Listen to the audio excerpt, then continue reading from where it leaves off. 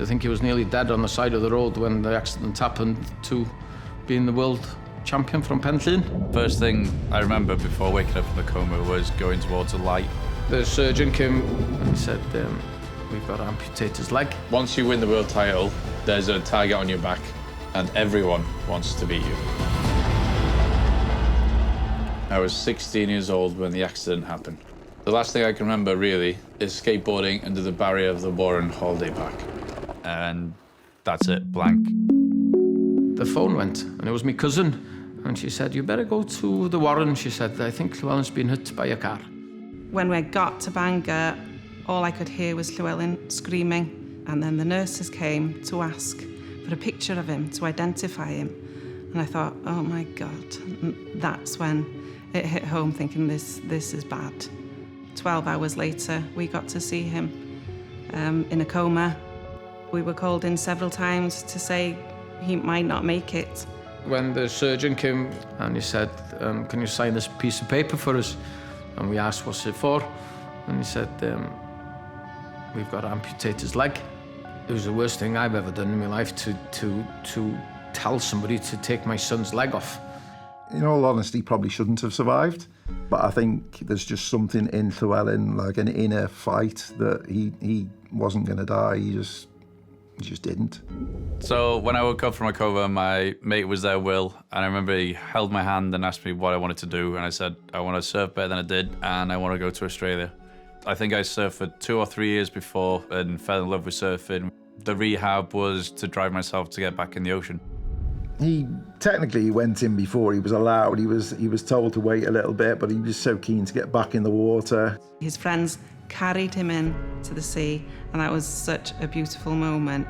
And as soon as they dropped me into the sea, I went underneath, and when I came back up for air, I just felt like I was born again.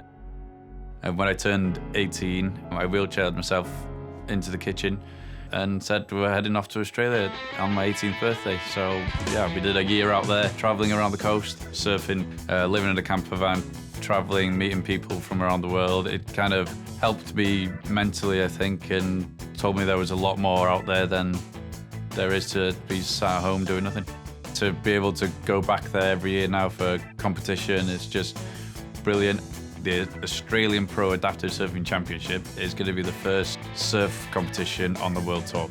There's a lot of good surfers in the kneeling division with us. But to win Australia, there's one guy in particular I need to beat.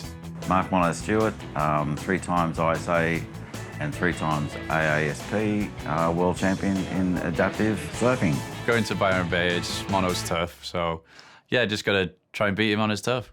Good morning, surf fans, and welcome to Finals Day. Yeah, I'm excited to see where this one goes. Yeah, it'd be special to win my hometown again, that's for sure. If we get there and the waves are good, I'll back myself. If anyone gets the right wave in the final, it could be their trophy. Llywelyn Sponge Williams moves up to the top of the 5.50, changes the situation, pushes Mono into second. Yes, 5.5. Come on, Llywelyn!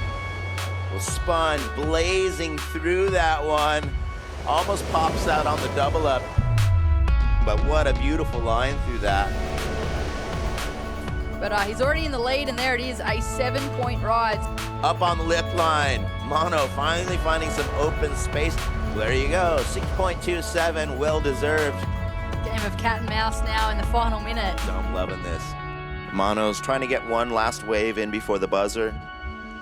Mono's up with the left. Hits that one at the lip line. Toss there that it is, 5.6, so close but not quite there. Huge congratulations to Llywelyn Sponge Williams coming from Wales. That is your 2026 Bright Sky Australian Pro Adaptive Surfing Championship. Neil champion. Oh, I can hear Sarah Gibbons right now. She is rattling our infrastructure.